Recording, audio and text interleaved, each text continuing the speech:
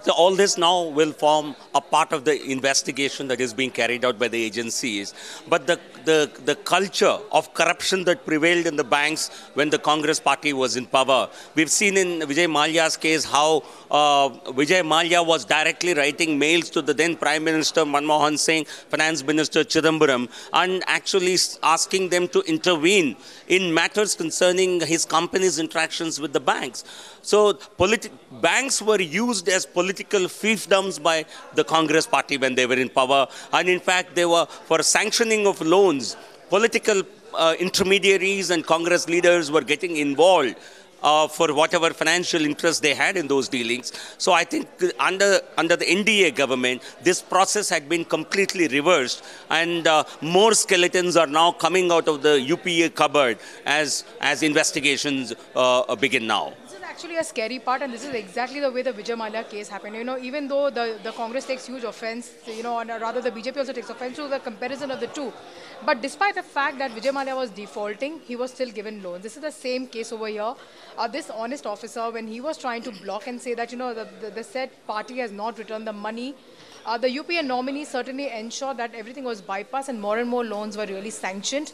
This comes in. There is a paper trail to this entire thing. There is, of course, an email trail also to this entire thing. Now, where does one really look at? Because, the UPA was when this entire thing was happening. Yeah, the Congress party is clearly in the dark. I think they must, rather than trail questions at the NDA, they must answer these questions as to how the processes, how they were given a go-by, how a whistleblower's alarm had been ignored. Is it not obvious that Rahul Gandhi had very close and personal relations with people like Nirav Modi?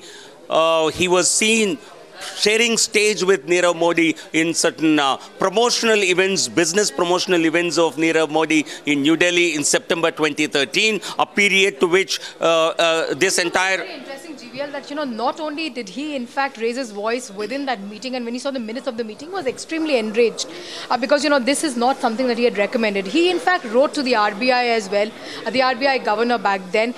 They ignored his entire voice, and what he got in return for actually showing the mirror to them was that he was hounded, he was in fact troubled and harassed. I mean, this is the way in which an honest officer was treated, something which has been witnessed on a number of occasions in the UPA regime as well. Let's, we can detail a number of cases as well. No, clearly, because they were a vested interest that were operating, and a whistleblower certainly is a threat to all those people who are actually in nexus.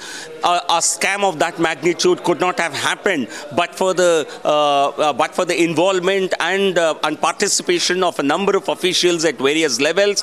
So the manner in which this guy has been hounded, this officer has been hounded, clearly establishes the fact that there were motivated involvement of different officers. I think the investigations must bring out the truth and punish all the black sheep who are involved in ensuring that these people got loans which they did not deserve to get. Now stop at Rahul Gandhi's door. Should he just come out and clarify what really happened in UPA, regime, in the second UPA? No, absolutely. Rahul today is presiding over the Congress party, which only indulges in lies and deceit all the time, which only indulges in propaganda. But here there are serious questions of financial non-integrity on the part of the UPA government. So Rahul Gandhi must apologize to the people as to how only how creatures like Vijay Mallya, Nirav Modi, Mehul Choksi, how they were a byproduct of the Congress governments. You don't see such characters emerging in the NDA. This is all legacy of the Congress's crony capitalism and corruption.